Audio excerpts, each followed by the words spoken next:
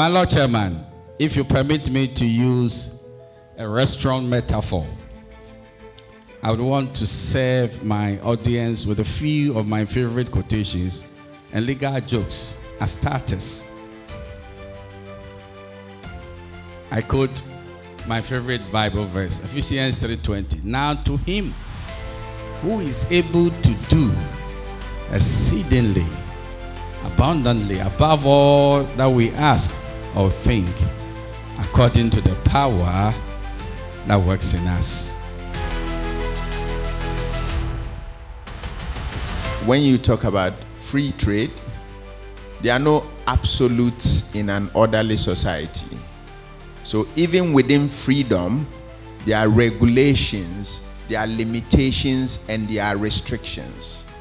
So you can indeed have free trade, but within the context of the free trade, there are things that A can do that B cannot do.